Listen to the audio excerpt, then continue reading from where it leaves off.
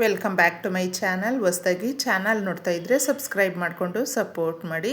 ಸಚ್ಚಿದಾನಂದ ಸಾಯಿನಾಥ್ಗೆ ನಮಸ್ಕಾರ ಮಾಡುತ್ತಾ ಸಾಯಿನಾಥರ ಅನುಗ್ರಹ ಎಲ್ಲರ ಮೇಲೂ ಇರಲಿ ಅಂತ ವಿಡಿಯೋ ಪ್ರಾರಂಭ ಮಾಡ್ತಾ ಇದ್ದೀನಿ. ಇದೇ ಶನಿವಾರ ನಮಗೆ ತ್ರಯೋದಶಿ ಬಂದಿದೆ.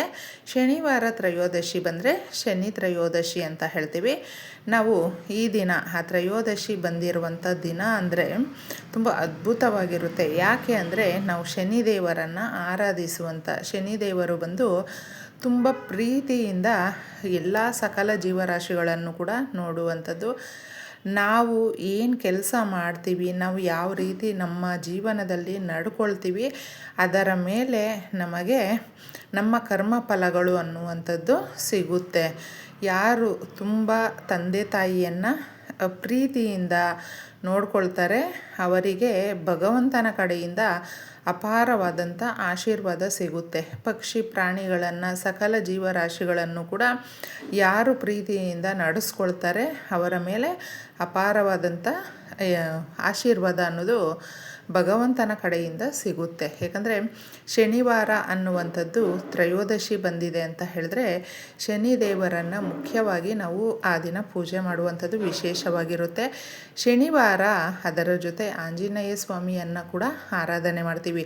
ಯಾರು ಆಂಜನೇಯ ಸ್ವಾಮಿಯನ್ನು ಭಕ್ತಿಯಿಂದ ಪೂಜೆ ಮಾಡ್ತಾರೋ ಅವರಿಗೆ ಶನಿ ದೋಷಗಳು, ಶನಿಯಿಂದ ಬರುವಂಥ ಕಷ್ಟಗಳು ಏನಿರುತ್ತೆ, ಶನಿ ದೋಷಗಳು ಯಾವುದೇ ರೀತಿಯಾದಂಥ ಆ ಕಷ್ಟಗಳಿಗೆ ಸಿಲುಕಾಕ್ಕೊಳ್ಳೋದಿಲ್ಲ. ಯಾಕಂದರೆ ಆಂಜನೇಯ ಸ್ವಾಮಿಯೇ ಸ್ವತಃ ತಿಳಿಸಿರುವಂಥದ್ದು, ನನ್ನ ಭಕ್ತಾದಿಗಳು ಯಾರೇ ಇರಲಿ ಅವರಿಗೆ ನೀನು ಯಾವುದೇ ರೀತಿಯ ಕಷ್ಟ ಕೊಡಬಾರ್ದು ಅಂತಂದ್ಬಿಟ್ಟು ಆಂಜನೇಯ ಸ್ವಾಮಿ ತಿಳಿಸಿರುವಂಥದ್ದು. ಆದ ಕಾರಣ ನಾವು ಭಕ್ತಿಯಿಂದ ಆಂಜನೇಯ ಸ್ವಾಮಿಯನ್ನು ಯಾರು ಕೇಳ್ಕೊಳ್ತಾರೋ ಅವರಿಗೆ ಕಷ್ಟಗಳು ಅನ್ನೋದು ಬರೋದಿಲ್ಲ. ಬಂದಿರುವಂಥ ಕಷ್ಟಗಳು ಜಾಸ್ತಿ ದಿನ ನಮಗೆ ಆ ಕಷ್ಟಗಳು ಇರೋದಿಲ್ಲ.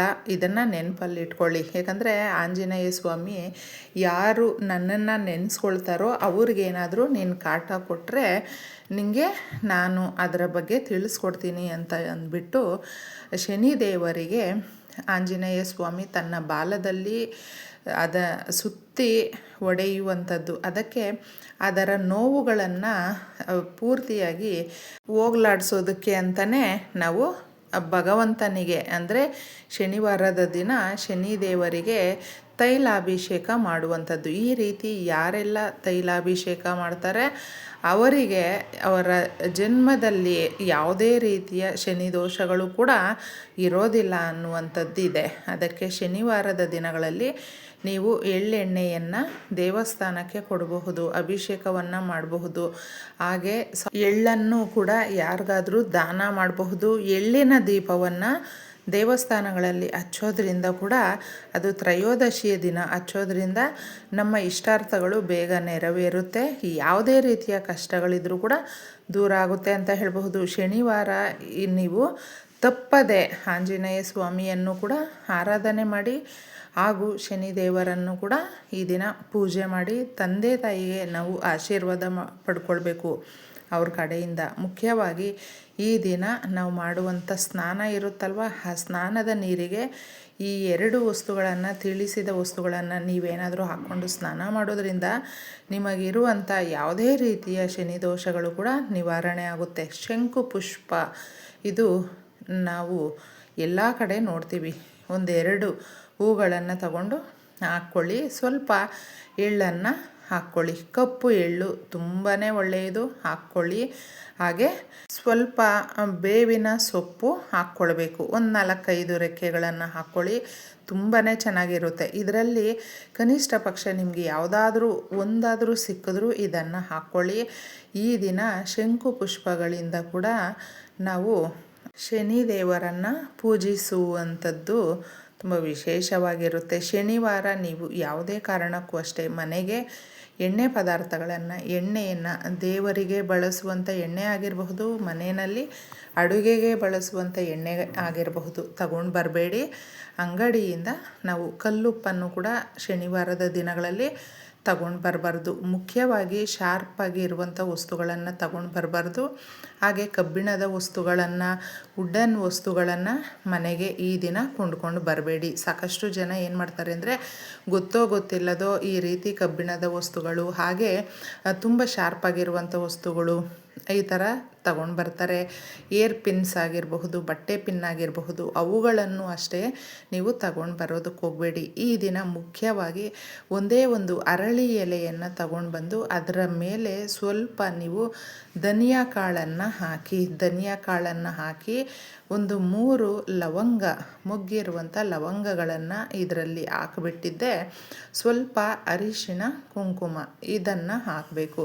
ಅರಳಿ ಎಲೆ ಅಂತ ಹೇಳಿದ್ರೆ ದೇವತೆಗಳು, ತ್ರಿಮೂರ್ತಿಗಳು ನೆಲೆಸಿರುವಂಥದ್ದು. ಆ ರೀತಿ ಎಲೆಯನ್ನು ಶನಿವಾರದ ದಿನ ತಗೊಂಡು ಬರೋದು ತುಂಬಾ ಚೆನ್ನಾಗಿರುತ್ತೆ. ಅದರ ಮೇಲೆ ಹಾಕುವಂಥ ಧನಿಯಾ ಕಾಳು ಶ್ರೀ ಮಹಾಲಕ್ಷ್ಮಿಗೆ ಇಷ್ಟವಾಗುವಂಥದ್ದು.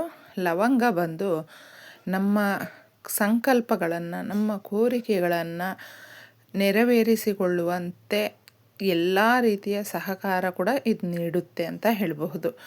ಇವುಗಳನ್ನು ಹಾಕಿ ನಾವು ನಮ್ಮ ಮನೆಯ ಬಾಗಿಲತ್ರ ಸಂಧ್ಯಾ ಸಮಯದಲ್ಲಿ, ಗೋಧೂಳಿ ಸಮಯ ಅಂತ ಹೇಳ್ತೀವಿ, ಅದರಲ್ಲಿ ನೀವು ಒಂದು ಪ್ಲೇಟಲ್ಲಿ ಇಟ್ಬಿಡಿ. ತುಂಬ ಒಳ್ಳೆಯದು. ಇನ್ನು ಮುಖ್ಯವಾಗಿ ಶನಿವಾರದ ದಿನ ಯಾವುದೇ ರೀತಿಯಾದಂಥ ಸೊಪ್ಪನ್ನು ನೀವು ಆದಷ್ಟು ತಿನ್ನೋದಕ್ಕೆ ಹೋಗಬೇಡಿ. ಹಾಗೆ ಹಾಗಲಕಾಯಿ ಇರುತ್ತಲ್ವ, ಅದನ್ನು ಕೂಡ ಚಿಪ್ಸ್ ರೂಪದಲ್ಲಿ ಪಲ್ಯ ಮಾಡಿಕೊಂಡು ನಾವು ಡಿಫ್ರೆಂಟಾಗಿ ಮಾಡಿಕೊಂಡು ತಿಂತಾ ಇರ್ತೀವಿ. ಆದರೆ ಶನಿವಾರ ತ್ರಯೋದಶಿ ಬಂದಿರೋದ್ರಿಂದ ಈ ದಿನ ಇವುಗಳನ್ನು ಸ್ವಲ್ಪ ನೀವು ಅವಾಯ್ಡ್ ಮಾಡಿ. ಇದನ್ನು ನಾವು ಸೇವನೆ ಮಾಡೋದ್ರಿಂದ ಏನಾಗುತ್ತೆ ಅಂದರೆ ಅದು ಆ ತಿಥಿ ವಾರಗಳು ಕೂಡ ನಮಗೇನು ಮಾಡುತ್ತೆ ಅಂದರೆ ನಾವು ಕಷ್ಟಕ್ಕೆ ಗುರಿಯಾಗ್ತೀವಿ, ಸಾಲಕ್ಕೆ ಗುರಿಯಾಗ್ತೀವಿ, ಆರೋಗ್ಯ ಸಮಸ್ಯೆಗಳು ಬರುತ್ತೆ. ಆದ ಕಾರಣ ಇವುಗಳನ್ನು ನೀವು ಸ್ವಲ್ಪ ಕಡಿಮೆ ಮಾಡ್ಕೊಳ್ಳಿ. ಇನ್ನು ನಾವು ಅರಳಿ ಎಲೆಯ ಪರಿಹಾರ ಮಾಡಿ ಬಾಗಿಲತ್ರ ಇಟ್ಟಿರ್ತೀವಲ್ವ, ಅದನ್ನು ನೀವು ಮಾರನೆಯ ದಿನ ತೆಗಿಬೇಕು. ತೆಗೆದುಬಿಟ್ಟು ಇವುಗಳನ್ನು ಎಲ್ಲಾದರೂ ಹಸಿರು ಮರ ಗಿಡಗಳು ಸಿಗುತ್ತಲ್ವ, ಆ ಜಾಗಕ್ಕೆ ತಗೊಂಡೋಗಿ ಹಾಕಬೇಕು. ರಾತ್ರಿ ಇಟ್ಟಿರುವಂಥ ಈ ಎಲೆಯಲ್ಲಿ ವಸ್ತುಗಳು ನಮಗೆ ಸಕಾರಾತ್ಮಕವಾಗಿ ಮನೆಗೆ ತುಂಬಿಸ್ಕೊಡುತ್ತೆ ಅಂತ ಹೇಳ್ಬೋದು.